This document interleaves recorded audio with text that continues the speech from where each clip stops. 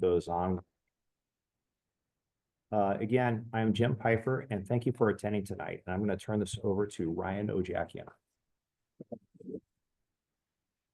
Hi, everybody. Thank you so much for taking time out of your busy schedules and joining us here. We're going to have a presentation that's going to take about an hour. We'll see how it goes. But I'm going to invite everybody along the way to ask questions, and there will be natural break points. And then we're also going to ask you all for some feedback along the way. So I'm going to go ahead and get right into the presentation.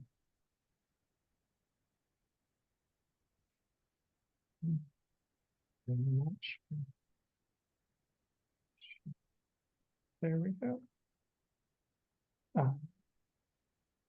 Okay. I believe that everybody can see the presentation now. Yes? Yes. Great. Thanks. Again, welcome.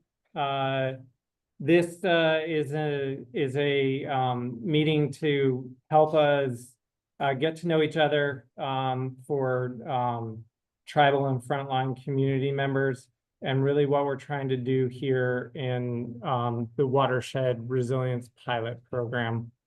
We'll get into what all of that means here in a second. So I mean, we started off with welcome, want to say welcome again. I am going to quickly run through this slide, but I am going to also, because I think we have about half a dozen people in attendance, and I'm actually going to take the time to introduce ourselves to each other as, again, we get into this pilot project. We're going to want to be building relationships and making some collective decisions over the course of the next 12 to 18 months. So I'm going to pause really quickly after this slide to ask people to introduce themselves quickly. I think it's really important that we recognize here that water is a shared resource that is important for all of us and our environment. And that is a big part of the spirit of what we're trying to keep at the center of this pilot project as we explore getting to a place of hopefully solutions. I'm going to have a few fun facts here throughout the presentation tonight. And one of those is here that the amount of water on planet Earth is not changing. Now we'll discuss some of how the form, like whether it's locked up in ice or in the ocean or in the atmosphere or in our rivers and streams, does change, but the total amount of water doesn't change. So just wanted to, again, include some fun facts like that. Now, I am going to ask that people introduce themselves, and I'm going to start with Lexi. And sorry, Lexi, for putting you on the spot, but thanks for... Okay. And you won't be the only one put on the spot. Thank you. My name is Lexi Boger. I am up here in Placerville, El Dorado County, and I am in the ag industry is my background. Family has a winery up here, but I do a lot of work in land use.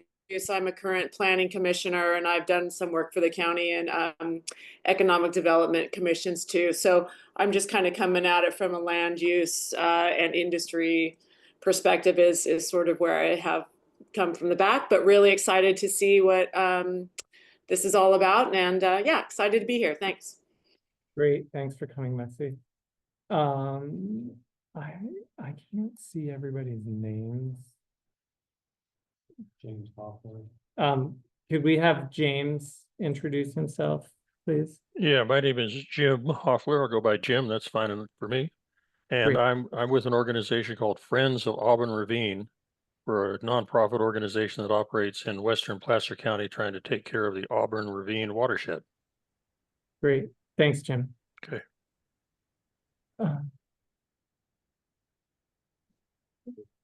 I've got Shannon Lichtfield. Oh, Ann Sanger, please.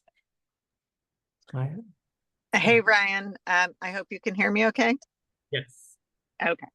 Thanks for getting everybody together tonight. My name's Ann Sanger. I'm with the City of Sacramento, and I work on our water department's government affairs issues. And I'm excited to learn more about the Watershed Resiliency Pilot Project. As Ryan said, water is a shared resource, and I think doing it on a watershed scale makes all the sense in the world.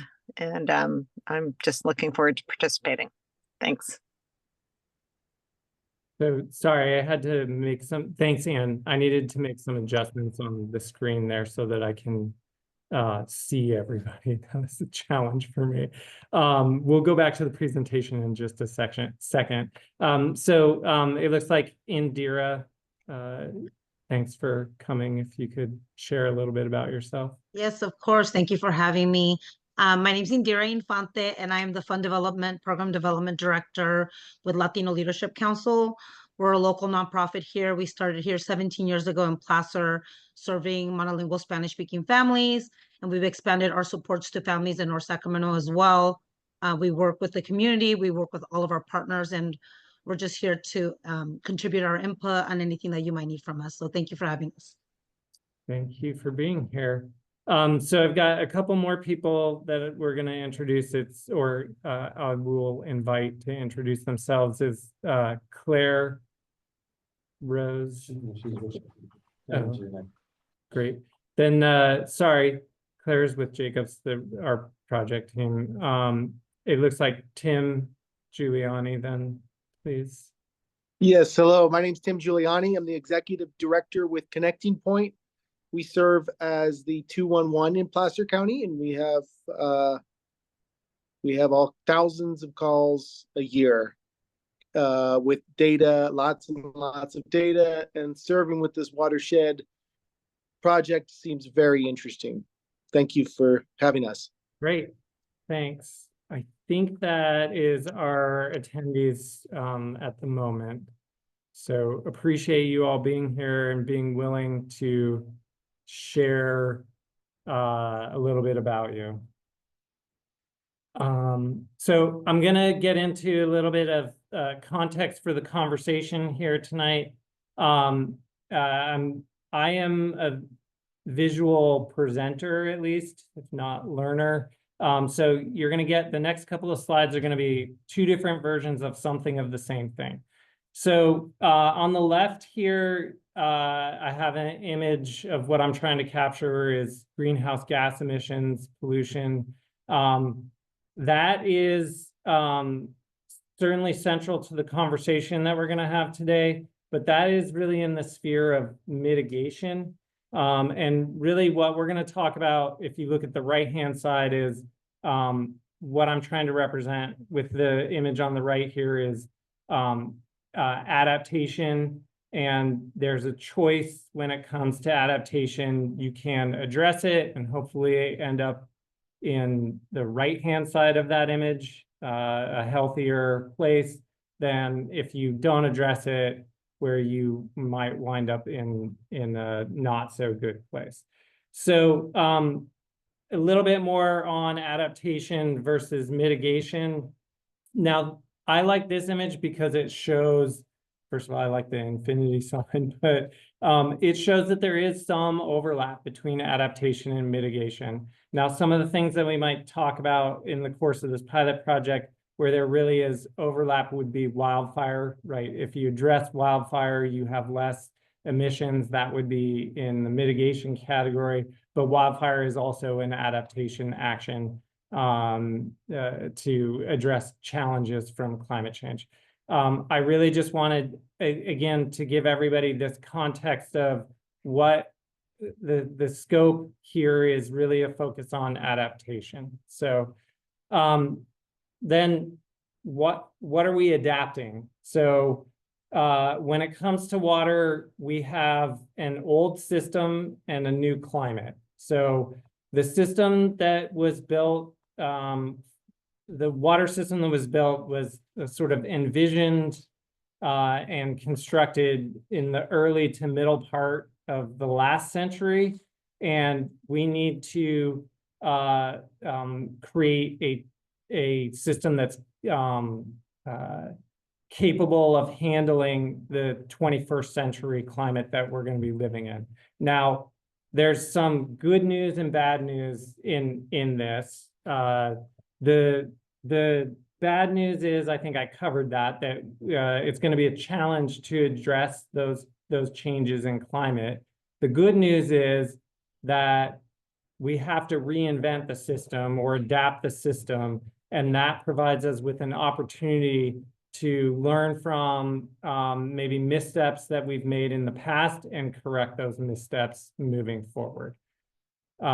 So that's the context for the discussion tonight. And here is the agenda for how we're going to run through this and hopefully get us to the place, you know, where we're talking about what is this pilot project? Why why is your engagement going to be so instrumental in helping advance that pilot project? And then what the immediate next steps are going to be for the pilot project. Now, couple of things here.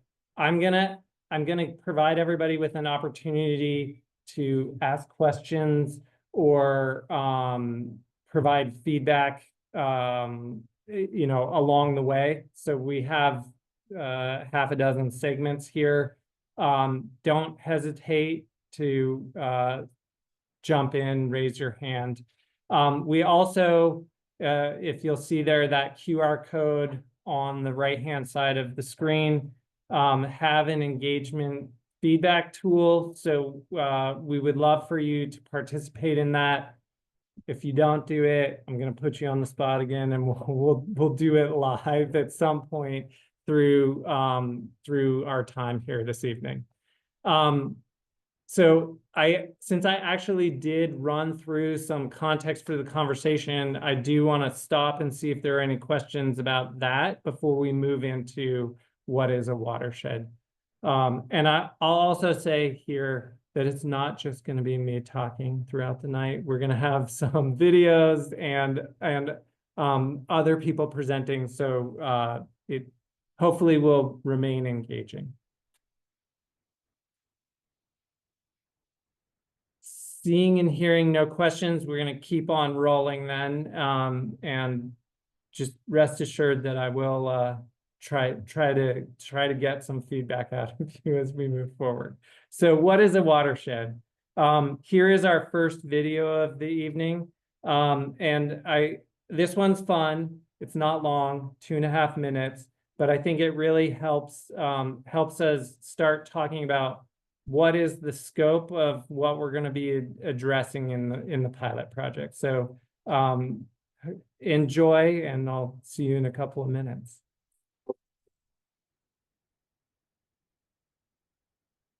The Bocaraz Educational Series is proud to present Watersheds. Do you live on land? No. No. Well, if you're not like these guys and you live on land, guess what? You are living in a watershed. Now, a watershed isn't this, or this, or this. And it's definitely not to be confused with a water closet, which is an old-timey term for a bathroom. No. A watershed is an area of land where surface water drains down to a single point, be it a stream, lake, or ocean. A watershed, also called a drainage basin, collects all of the water that doesn't first get evaporated or transpired, whether it's from rain, snow and ice melt, sprinklers, spilt slushies, or even, oh, yes, I'll nemesis, water balloons. It's like a big funnel that drains down to one spot. The area of a watershed is defined by topography, the shape of the land. Its borders are marked by the drainage divide, the highest ridge that divides the water from falling into its own basin rather than that of another. To visualize it better, let's take a look at this roof and its gutters. The rain that falls on each side ends up draining into its own gutter. The drainage divide is marked by the peaks of the roof, and each section could be considered a watershed. The area of a watershed is also defined by what common source of water it flows into. Jennifer lives in a watershed that flows into a nearby stream. That watershed, along with neighboring watersheds, make up an even bigger watershed, made up of other neighboring watersheds that make up an even bigger watershed. You see how this could be pretty confusing, but luckily we have an easy way to classify watersheds. We use HUCs, or Hydrological Unit Codes, which is just the fancy name we use for a watershed address. Think of it like a jigsaw puzzle. The first number represents one piece of a puzzle made up with relatively few pieces. The second number represents a more complex puzzle with even more pieces. You can keep breaking up the puzzle into more and more pieces until you get your full address. This is Jennifer's address. But no matter where you live, it's in a watershed.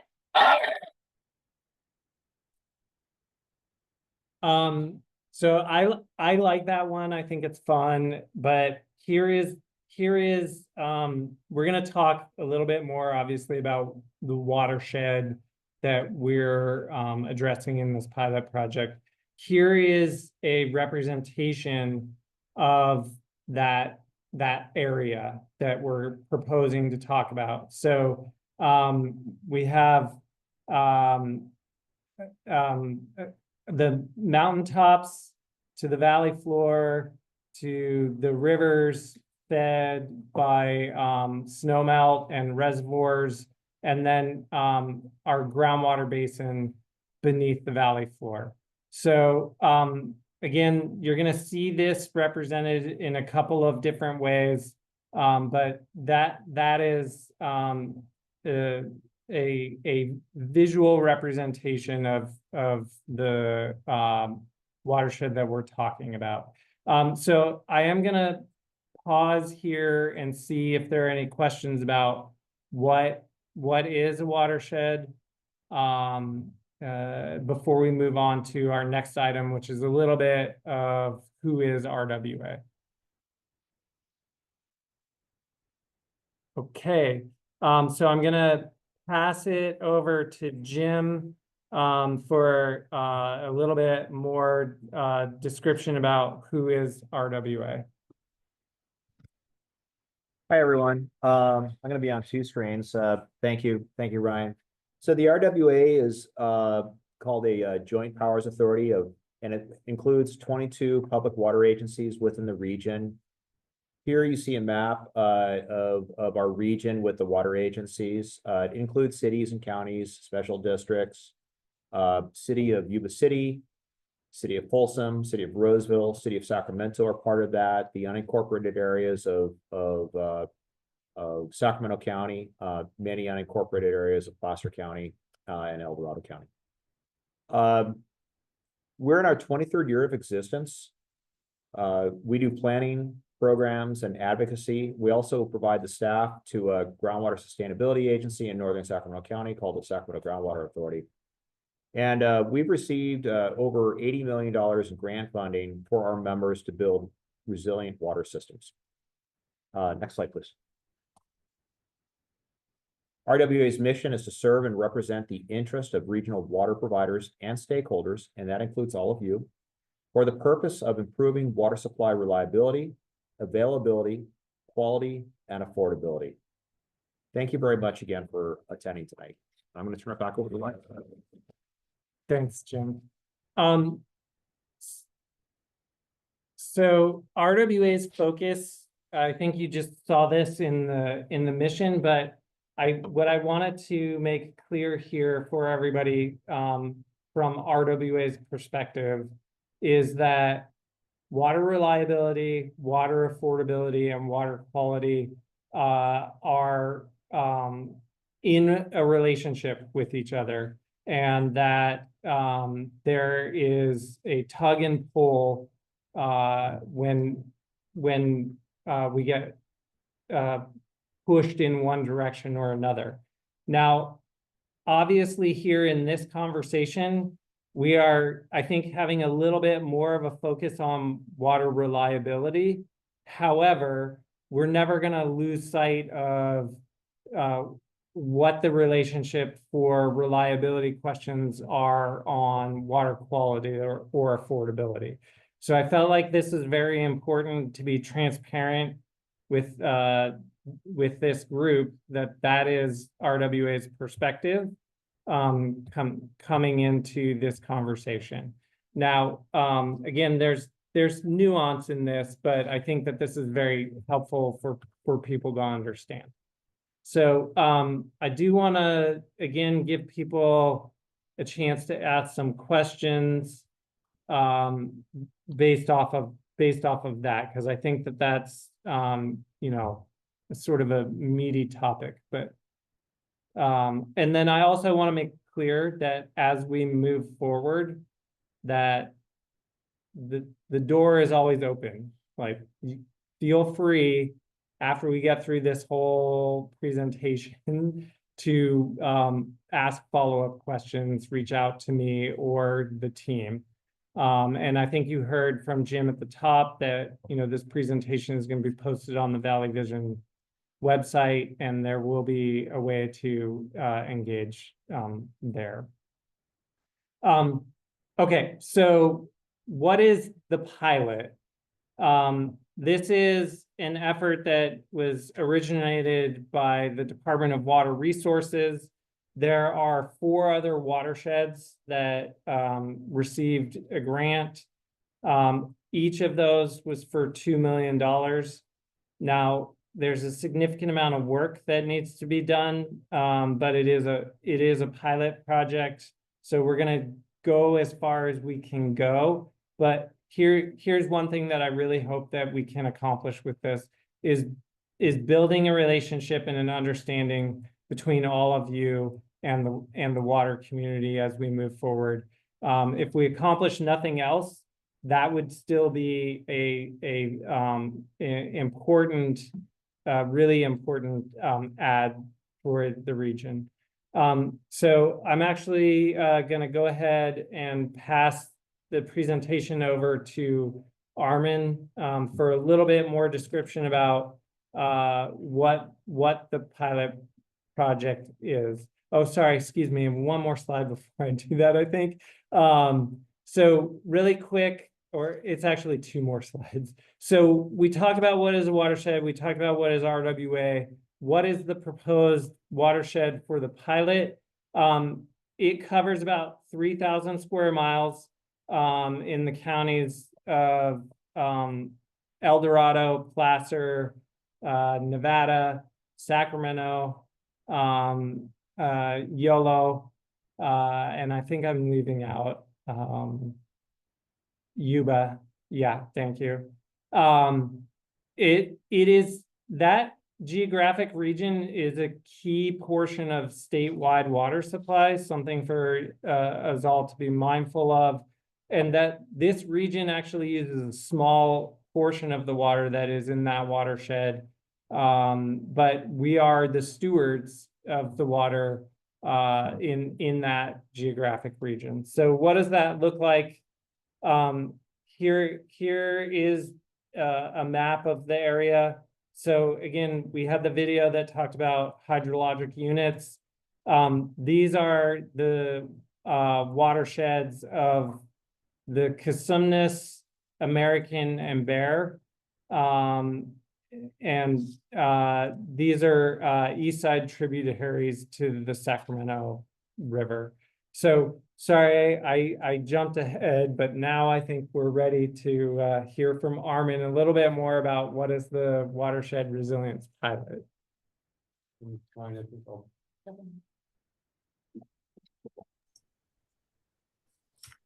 Okay, are we good? Yes. All right, good evening. Yeah, thanks, Ryan. And my name is Armin Manever. I'm with Jacobs Engineering. And maybe just before I jump into this, introduce the team, the consulting team who's also working. It's Jacobs Jacobs Engineering, Valley Vision is here with us on supporting on the outreach. And then we have Kadam Consulting, who's helping with some of the technical analyses as well. So that's our consulting team that is helping RWA and the Eventual Watershed Network to help deliver this pilot.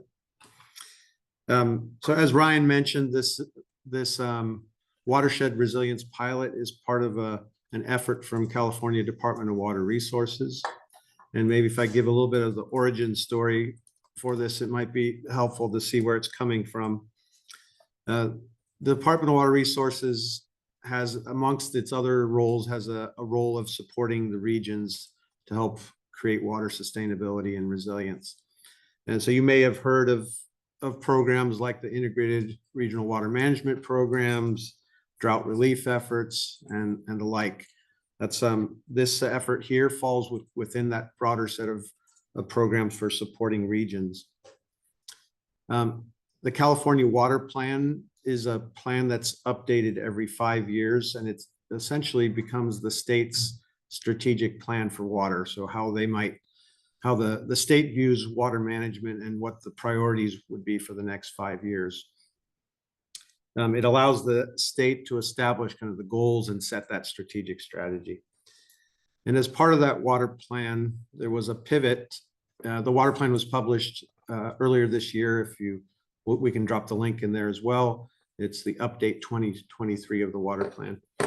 And that was as part of that effort, there was a pivot to focus on kind of 3 main themes. Those themes were focus on watersheds, with the concept that that's the local management unit for water. It's where the impacts are occurring, and it's where strategies are best developed. The second part of that was really about resilience, with a heavy emphasis on climate resilience.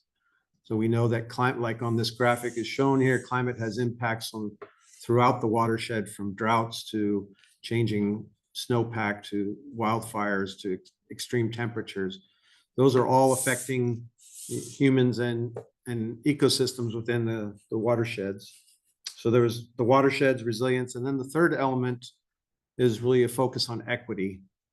So those 3 themes, equity, really with a focus on bringing those communities that have not been engaged in water management in the past, or not as engaged as they could be, and with a focus on those areas who are those communities that might be the first and hardest impacted by the impacts of climate change. So those 3 themes, watersheds, resilience, and equity, are really the focus of this effort. And that was the Watershed Resilience Program that's been developed. And I think it just got, the link is dropped in the chat if you want to learn more about that. Okay, on this graphic, there's these broader circles. So within the watershed, there's now the organizational pieces around it. The first set of circles is what we're calling a watershed network. It's those individuals who we hope will engage as part of this effort and help describe impacts, offer strategies, and help support the eventual plan. So that will be from water managers to water quality, environmental groups, tribes, other vulnerable communities, and NGOs. The state is also trying to organize themselves to support at the watershed level. So that's the outer circle that's shown here.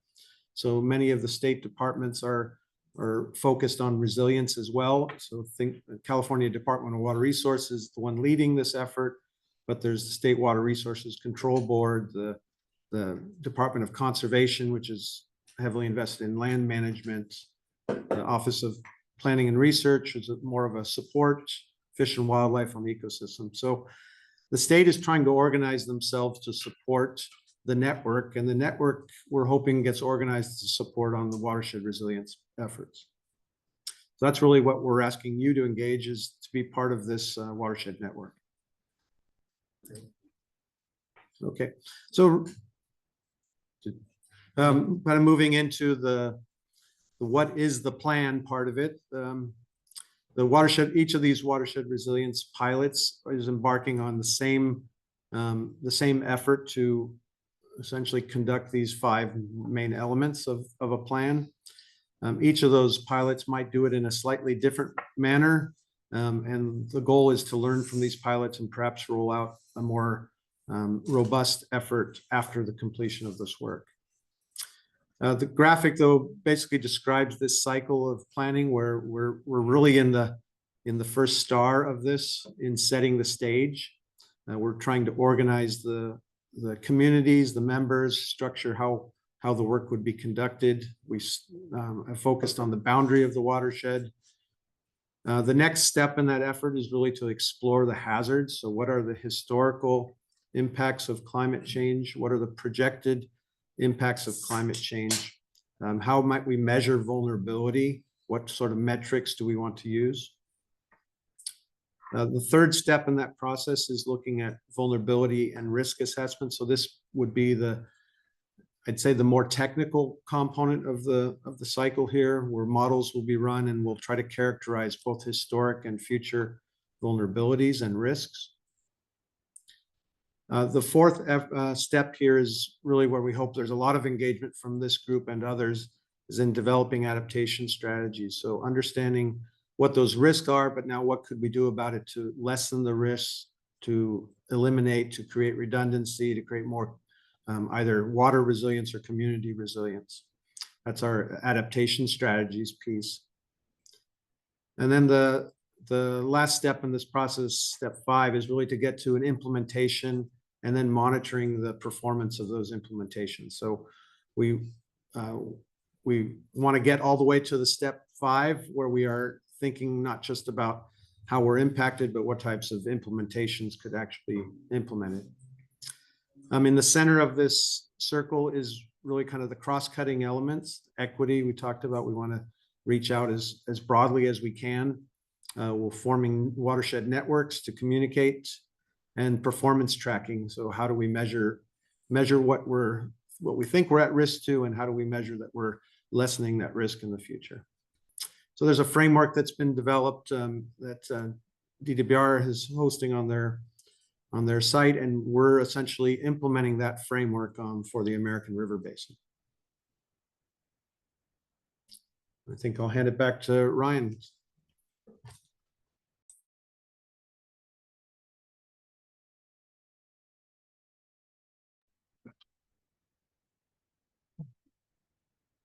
A really quick sound check. I think you guys can hear that. Yeah, great. So the next segment here is the less fun stuff to talk about. It's what are all the challenges, impacts on the watershed that we're faced with. But before we get into that, I do want to again, look for everybody to be engaging in the feedback tool. And I'm actually going to go ahead and pass it over to Grace Kaufman with Valley Vision to help us run through that portion. You want me to stop sharing?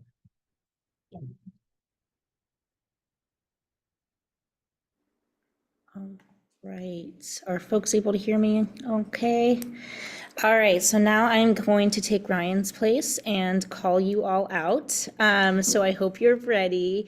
We do have that engagement tool that if you all want to put in, your feedback and comments, we ask you a variety of things of ranking different climate impacts that concern you, and then what are your priorities. But I really want to open it up to you all and kind of ask those same questions and take a couple minutes just so that we can all hear from each other before we kind of get into, as Ryan called it, the less fun, but I'd say the reality of what we're facing in the world that we're living in here. So really just wanted to start it off and ask you all, what your top concerns are as it relates to climate change impacts. So Indira, I'm going to go to you first, if that's okay, to please share. Yeah.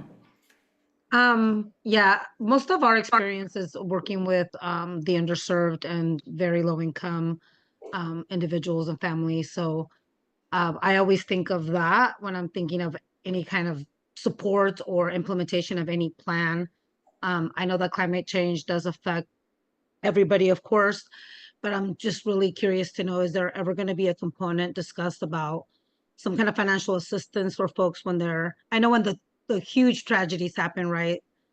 We have um, the government stepping in and agencies stepping in to support, but also the aftermath of some of the families that are not able to access basic needs already. And now with, the extreme heat, the extreme storms, definitely the unhoused. I always want to highlight that, we have so many in our region, that anytime it's extremely hot, extremely cold, storms, fires, anything, that those families those individuals are the most vulnerable. And also, is there economic support coming from, I don't know if this is a piece of it. This is my first time joining. I know our executive director is very involved with Valley Vision. Elisa Herrera, I know that she's on a lot of the committees, but that is something that I want to bring to the forefront as far as any kind of support that we can give our families directly. And yes, we are very concerned about every single topic that you've all touched on. And I'm really hoping that there's something that we can do to educate and support our families and being able to access. One of the things that I also want to just highlight, that I don't know if there's ever been any kind of access to water resources for families that are extremely low income. I know some of our families cannot even pay their water bills, and that turns into sometimes a crisis for them as well. So that's more of the everyday, day-to-day systems that we live in, and not as much as the environmental, but we definitely want to be able to support anywhere that we can. And we do a lot of direct services. We serve all ages, so we do tap into ensuring that our elderly and also pregnant mothers, I mean, all of our populations are being appropriately served and safe when any of these tragedies are happening, or just the day-to-day needs of climate change and effects on our community. Great, thank you for, sharing a very thorough response there. And I have some initial thoughts, and I'm sure Ryan and the team does as well. Later on in the presentation, Ryan's going to talk about different funding opportunities that are up ahead. But for the immediate need that you're expressing as far as emergency preparedness, Valley Vision manages a program called Listos California that's intended to provide emergency preparedness resources to the most vulnerable population. So we can, and we work with CBOs all throughout the state, so I can connect you with the Listos team to make sure that you all have access to those resources and can do some of those different trainings and things that program offers, so that people are, better prepared when a disaster does strike. But I hear you in terms of, the immediate need right now as far as like resources to pay, water bills and other bills that come to our table. Ryan, do you want to? Yeah, go ahead. And we are connected to them. We did do an interview last year, and I believe we're going to be doing one again coming up soon. Our director's on vacation, so we definitely want to do it again and have that input to be able to relate back all the groundwork that is happening here in Placer and North Sacramento, and also in the region. Yeah, great, thank you. Maybe we'll wait for that section, Ryan, for you to talk about the different funding up ahead. And next, I will go to Tim. So again, the question is, what are your top concerns as it relates to the impacts of climate change? I'm gonna kind of go back to preparedness as well. We also have been Listos recipients for several years. We do disaster case management, FEMA disaster case management, and what we find is people are not prepared for potential disasters from wildfire or from climate change impacts. We've done FEMA disasters for snowstorms, and we've done wildfires. All those kind of fluctuations in our climate are really, we're finding people are not prepared, whether that's home hardening or go bag ready. There's a lot of education and just money that needs to be put out there to get people ready for changes in climate. And so that's kind of what our boots on the ground through our FEMA case management shows us. I think I'll leave it at that. It's preparedness, mitigation and preparedness. Great, thank you. And all the feedback that you all are providing too will, feed into the adaptation strategies that Armin mentioned earlier. Ryan mentioned this, but one thing that this project is trying to accomplish is kind of merging in the technical piece and the science of this, and then the community needs and benefits of it too. So that's what we're doing in this meeting, and really grateful for all your participation too. And then Lexi, do you have, I know that you work with a lot of the ag communities, so could you share some of the, your most pressing climate impacts and what you see as a concern? Sure. And I'll keep it sort of my concerns for my little world up here. I've got big concerns, like the world, but yeah, I don't know. I think from my perspective, I think in agriculture, it's different agriculture up here than in the Central Valley, where you're pulling from wells from sort of that groundwater situation. We are either dealing with the fractured granite, water coming down, or we have developed water. So I think we have an opportunity up here for us to see ourselves as a partner in sustaining the watershed renewability. But my concern is that we work in silos when it comes to local land use control or local policy making that affects the landscape versus these broader decisions. We can make one small decision with 1 year of supervisors that could impact everybody downstream. If we were to rezone all of our ag and open space to residential, we'd start seeing some pretty quick impacts that I think affect all of the beneficiaries pretty quickly. So I worry about the way that we work in silos, and that we don't have a unified policy in terms of land use. I was very impressed with our water agency. El Dorado County's water agency just did evaluation on the watershed that was so powerful, where it went by zone or land type, and it gave it a value that was not just economic, but cultural and all of that stuff. And I'm wondering, it's such a powerful justification to get the support we need to make the policies we need to do, but how do we leverage it? How do we get out of our one little spot with this information and get enough, take up to do something? So those are kind of my concerns. It's more about, the information's sort of out there, and we all kind of are separate and know how to do it. And then we're making decisions in silos, which could have potentially big impacts from a land use standpoint. So how to get there. Yeah, thank you for sharing that, Lexi. And then Jim, do you have anything to share? Jim Hoffler?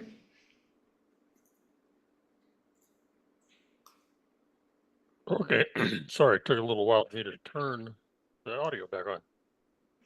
Floods. Do you want to expand on that at all? Let me clarify that. Too damn much water at the wrong time. Because with climate change, all the indicators is that, the storms that come in are going to be fewer and bigger.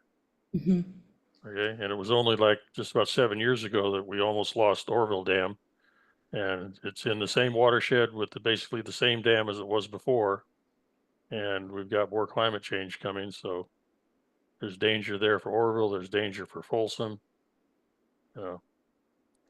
We may get surprised. Mother Nature's out there laughing at us right now for our lack of preparation. Oh, I wanted to clarify. Floods. Thank you. That's really helpful. And yeah, as Ryan mentioned, and will continue to mention in the next segment as he pulls up the presentation, is that with climate change, it's a lot of water all at once, and it's no water for several years. And so that's kind of what we're expecting to see in the future. So you're completely right there, Jim, of flooding is a major concern for our region. And I'm going to turn it back over to Ryan. Again, thank you all for your input. This is super valuable, and we really appreciate you sharing your expertise. Thank you. Okay, and it's now been just about 30 seconds since I got done talking.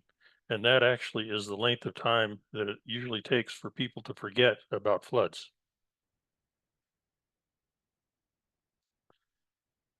End of comment.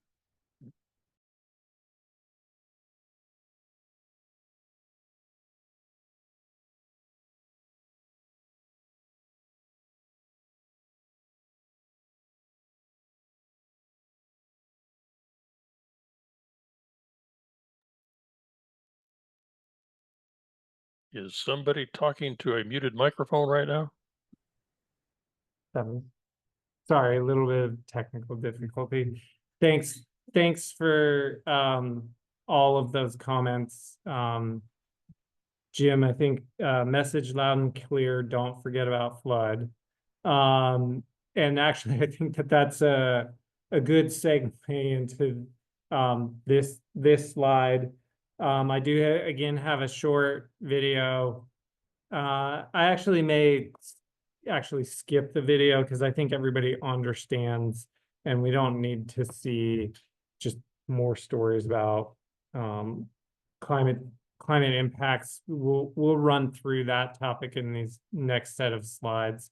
But I do think on the point that Jim was raising, one thing here to bear in mind, what does climate change mean for water? Well, frankly, climate change is water change. As Jim mentioned, you know, rain events are getting more intense. That is one of the things that we are experiencing with climate change. And that really is because in a warmer atmosphere, the atmosphere is capable of holding more water. And then when it lets go that additional water. I think that this was highlighted in the US in this last year by an unprecedented number of flood emergencies. The video here, which I'm going to skip over, really is just talking about those impacts. And then we heard from Tim a little bit about some wildfire impacts. Those are also sort of some of the topics that were covered in that video. But I think I'm gonna, in the interest of time, go ahead and skip over that and really talk a little bit more about what some of the impacts are here locally. Yeah, what we have a legislative analyst office, which is a branch of the legislature. It's nonpartisan, and they have looked at what are the impacts of climate change in broad terms. And I think we heard a little bit about extreme heat from Indira and those impacts. But really, what's happening with climate change is we have higher temperatures, changing hydrologic patterns, rising sea levels. These cause hazards of flood, fire, drought, extreme heat. And then those hazards create impacts on our communities and our environment. And those impacts can be very severe, and by severe, life-threatening. So this is, I think this audience understands these threats maybe even a little bit more than I was prepared for, but I wanted to make sure that, because I think that this figure does a really nice job of communicating sort of the structure of the challenges that we're faced with. So we've talked about this a little bit already. What are the impacts to RWA? I don't want to belabor those points, but one that we haven't really talked about yet is, in addition to those threats, there are regulatory challenges for RWA as well.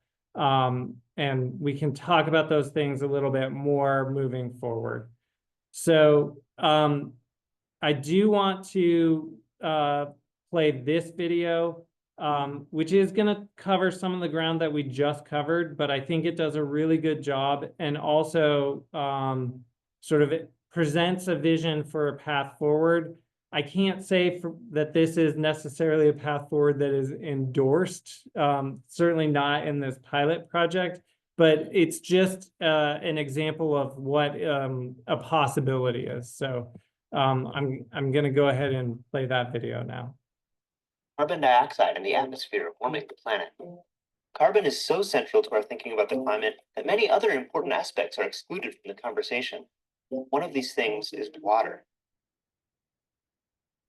Water is actually the dominant greenhouse gas, but its global effects are difficult to measure because it doesn't spread out evenly in the atmosphere like carbon does. Its effect on temperature also depends on the many forms it takes. When it takes the form of a haze, it has a warming effect. When it takes the form of clouds, it has a cooling effect, except for at night, in which it has a subtle warming effect. Since atmospheric water is hard to model, it tends to get ignored. But temperature is not the only important aspect of the climate here. If the climate can be warm or cold, the climate can also be wet or dry. The rampant rise of floods and droughts of our time are said to be caused by climate change, but really they are climate change. While temperature does have some effect on rainfall, floods and droughts are primarily caused by disruptions to the hydrological cycle. We tend to think of the water cycle this way. Rain falls, water evaporates, condenses into clouds, and repeats. But this is only part of the picture, since a lot more happens underground. Healthy soil is like a sponge that soaks up a lot of water. Some of it is taken up and stored by plants, some of it percolates deep down into aquifers. This groundwater wells up and feeds springs and streams, which allows even more life to thrive. There's then much more water to evaporate from the saturated ground or to transpire through plants. This abundance of water vapor allows for more consistent rainfall. So what happens if we cut down the forest, plow the grasslands, and expose the soil? Without trees or plants to buffer the rain, the heavy downpour compacts the soil. The water can't soak down into the compacted ground, so almost all of it stays above ground. We have a flood. Almost all this water runs off, carrying loads of topsoil with it. And when the rain stops, the little water there is left evaporates very quickly, leaving the ground compact and dry. This lack of percolation depletes the groundwater over time, so it can't feed the streams, which dry up. Now there's no water in the land to feed rain clouds, and we have a drought. If a rainstorm does come, it just creates another flood and worsens the subsequent drought.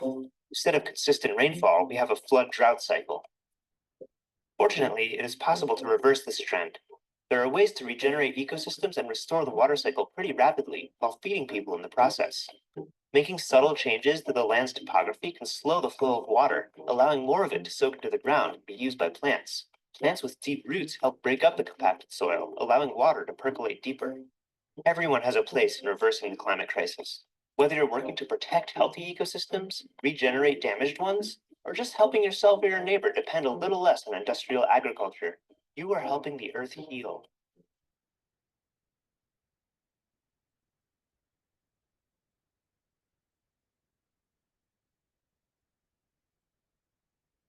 So again, I think that presents a potential vision for a path forward on how we can get to a place of addressing the impacts of climate change.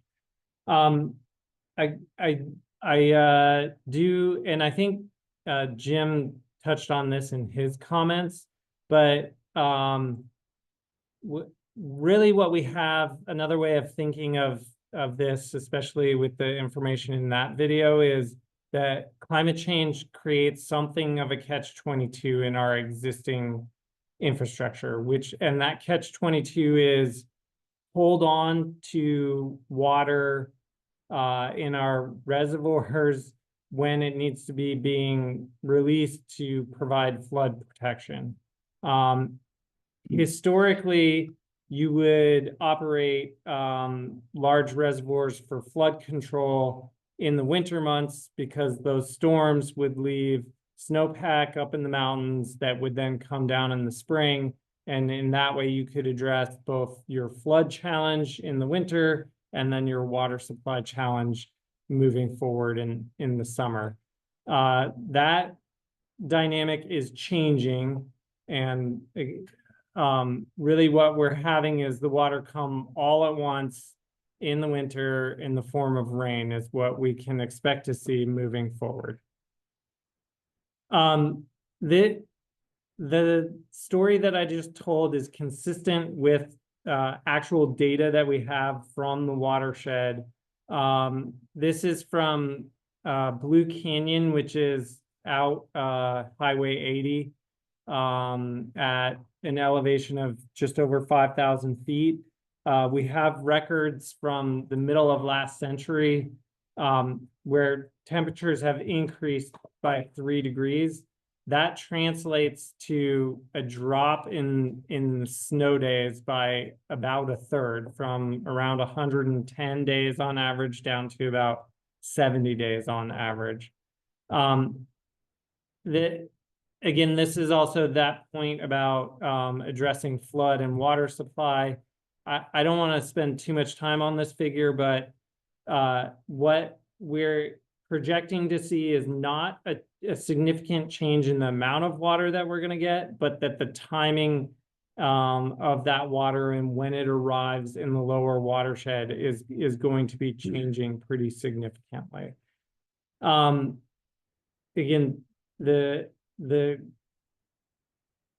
outcome of that is that one of our major sources of water supply in the region, Folsom Reservoir, has come closer than really ever imagined to running out of water in 2 of the last 9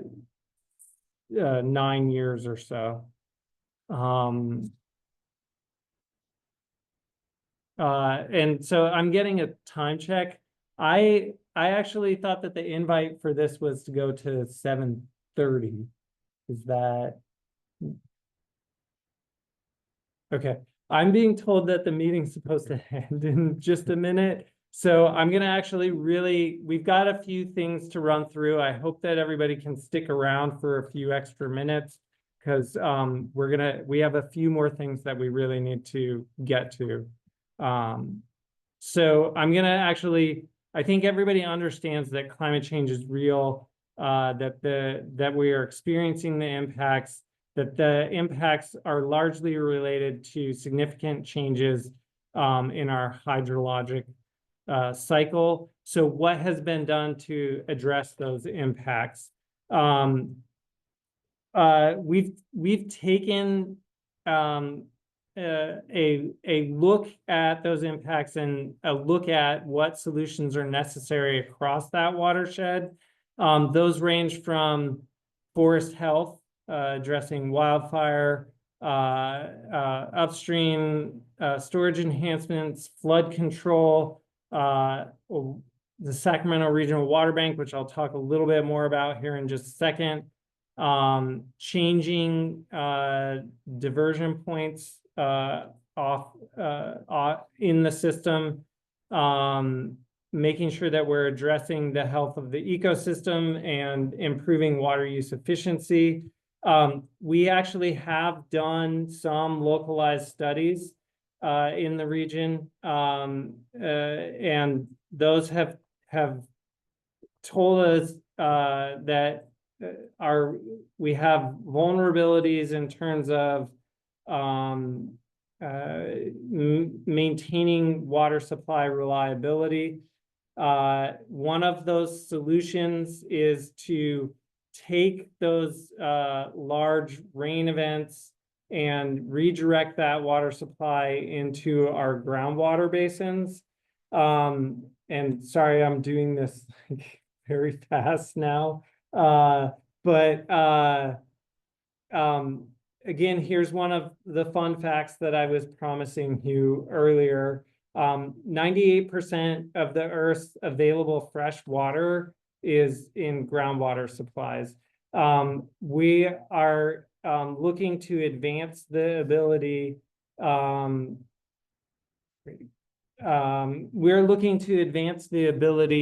to move water into our groundwater basin through a project known as the Sacramento Regional Water Bank. We can talk about that more, but that is something that I think, right, I just wanted to give everybody a sense of what some of the solutions are that are out there. And then again, some of the studies that have been done, but that's actually just a small slice of that world. And part of what we're doing at this stage of the Watershed Resilience pilot project is really looking at the full scope of what all the studies have been done and what they tell us the proposed solutions are, and where we may have some need for further analysis. And so with that, I want to actually pass the presentation over to Tapas to present some information about what has been done on that analysis. Yeah, thank you, Ryan.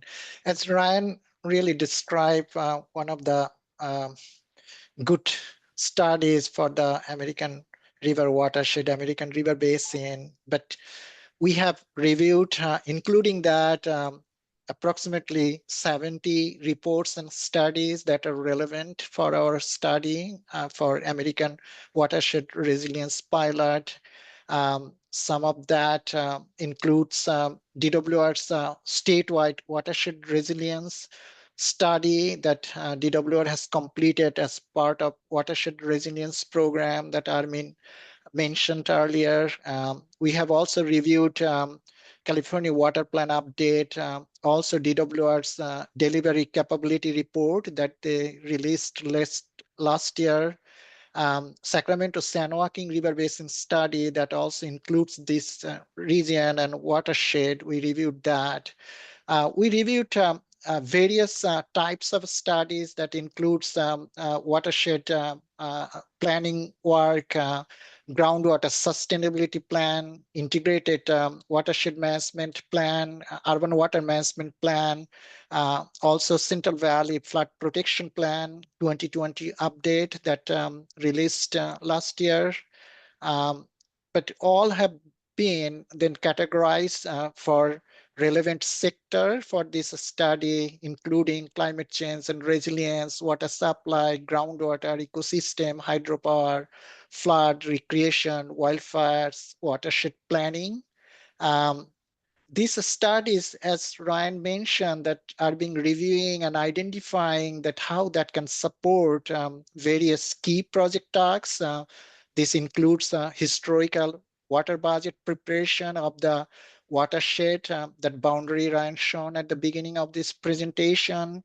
Also supporting vulnerability and risk assessment to identify really what risks are anticipating under climate change in the watershed, and then thinking through the adaptation strategies that Armin mentioned in his presentation.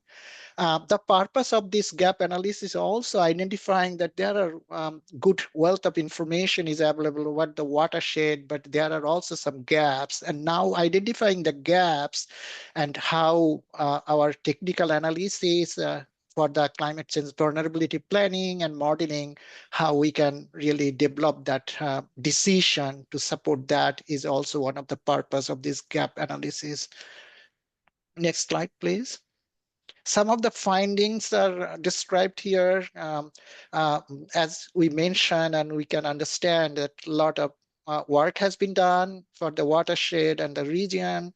There is a good foundation of information exists, but there are some gaps that our team has identified that the information that we have gathered from that over 70 reports and studies does not cover fully all sectors or all the geographic areas in the watershed boundary that we are working for this pilot. While water supply and flood management sector are well covered by the studies that we have reviewed, but there are some gaps for some specific sectors. This includes ecosystems, water quality, recreation sector. Have also identified that there are need for detailed vulnerability assessments for some of the areas that includes Cosumnes River watershed and West Sacramento. Also needs for updated assessments on groundwater resources, ecosystems that includes aquatic and also groundwater based ecosystems, also wildfire impacts that we heard. Also, we found that there is a lack of comprehensive data on equity considerations and climate vulnerabilities of frontline and tribal communities. So we'll be working based on that information that we gathered and develop our technical analysis to support, to minimize the gap, to support this study. And we'll be also working with you all, given that there are a wealth of information, but there are some gaps and how we can move forward with that. With that, Ryan, I would like to pass you back. Great, thank you, Tavis, appreciate that. So I think that's a really good segue into why we need you for this effort. Really, we're looking to build broad-based support for solutions to impacts, but the way that we get there is to hear from many different viewpoints, and only then can we explore solutions that work for as many as possible. And right, the path forward for all of that is collaboration. So I really appreciate earlier those of you here allowing us to put you on the spot and share your perspectives, because we're going to take those thoughts and incorporate that in the process. So one thing, though, that we know for sure is that any solution is going to require funding, and there are funding sources out there. Most recently, Proposition 4, a climate bond on the ballot just a couple of weeks ago. I guess that was last week. Feels like it was a lifetime ago. Provided $10 billion of funding to address climate issues. Now, not all of that is available for things that we're going to be talking about in the resilience pilot. But here's the thing that we know, that the solutions are going to require funding, and that our ability to be competitive for that funding is going to be enhanced if we work together and bring forward solutions that we are all supporting. And so that is something that we are looking to do through this pilot project as well. So how are we going to do those things? This is our proposed structure for organizing to accomplish that. So we need to build out a watershed network. This group is one of the entities that we really need to see be part of that watershed network. And that's going to help us get to the place where we're getting to broader acceptance on solutions, or broader solutions that provide broader benefits. So what are the next steps there? The first thing that we really have to do is come up with a watershed resilience vision. Now that's, we intend to convene the watershed network in sometime in the first part of next year, think February timeframe.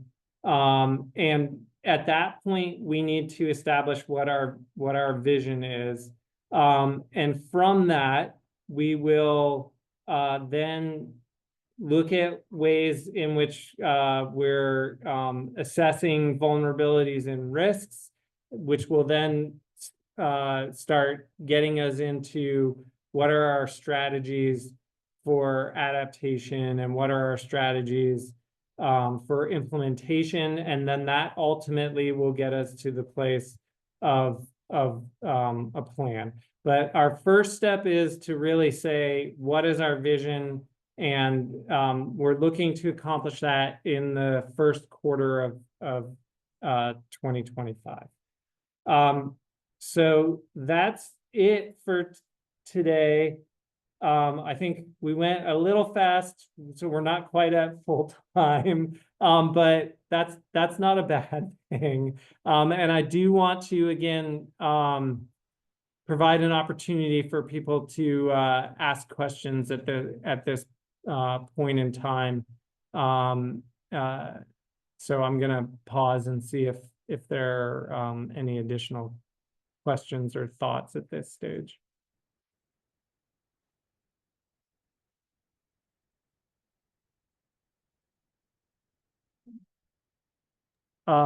Looks like, yeah, Lexi, go ahead. That's it, kind of a process question. So what does it look like? I mean, as you guys go forward, to keep this conversation going, are we looking at just some email communication, some updates, or to keep getting the feedback or being engaged in this advisory situation? What's that look like coming up? Yeah, so I think at this stage, for those of you that participated here tonight, I think we're going to have email communication as follow-up. Unless there are things that, you know, after thinking about this presentation, you have questions on. Again, we provided our contact information. We can have one-on-one meetings, but outside of that, you're going to get some follow-up via email. And we're going to start, I think, working towards developing that watershed resilience vision through that venue before we get together in the first quarter of next year. Appreciate that question. Sharing slides.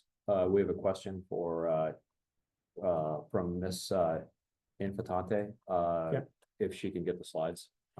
Yeah, so the slides we'll email this to you as well, but the slides and the presentation will be posted on the Valley Vision website in the next couple of days.